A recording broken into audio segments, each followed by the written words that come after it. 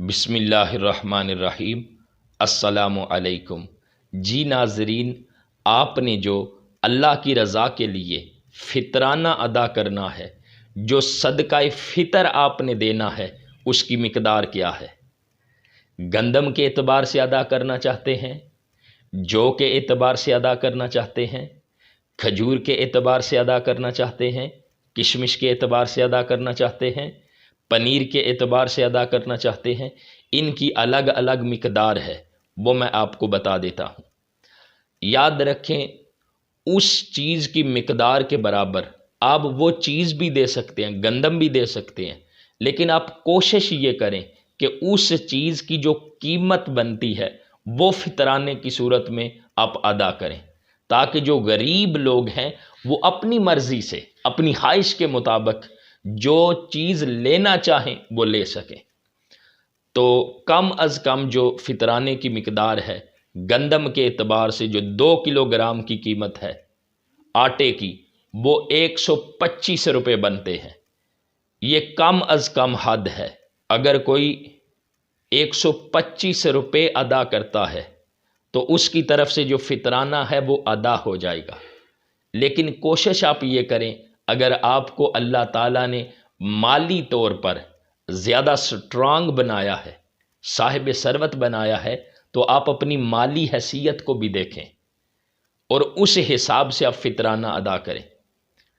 اگر آپ ادا کرنا چاہیں تو جو کے اعتبار سے جو 4 کلو گرام ہے مقدار، اس کی قیمت بنتی ہے 320 روپے۔ ایک بندے کی طرف سے وہ آپ فطرانہ ادا کر دیں۔ اور اگر آپ اس سے بھی زیادہ سٹرانگ ہے مالی طور پر، تو پھر آپ کھجور کے اعتبار سے فطرانہ ادا کریں۔ کھجور کے اعتبار سے بنتے ہیں 1600 روپے۔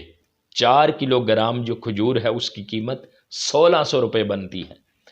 اگر آپ کشمش کے اعتبار سے فطرانہ ادا کرنا چاہتے ہیں تو 4 کلو گرام کی قیمت بنتی ہے 1920 روپے۔ اگر اس سے بھی زیادہ اللہ تعالیٰ نے آپ کو مالی طور پر وسعت عطا کی ہے تو اللہ رب العزت کا شکر ادا کرتے ہوئے آپ اور زیادہ فطرانہ ادا کریں۔ پنیر کی صورت میں، پنیر کی جو 4 کلو گرام کی قیمت بنتی ہے وہ 3540 ہے۔ تو آپ اپنی مالی حیثیت کو دیکھیں اور پھر فطرانے کی جو مقدار ہے اس کو دیکھیں۔ جو آپ آسانی سے ادا کر سکتے ہیں وہ آپ ادا کریں اللہ رب العزت کی رضا کے لیے، اور کوشش یہ کریں کہ زیادہ سے زیادہ فطرانے کی مقدار جو بڑھا کر ہے وہ دیں، تاکہ جو غریب ہے اس کو زیادہ ریلیف ملے۔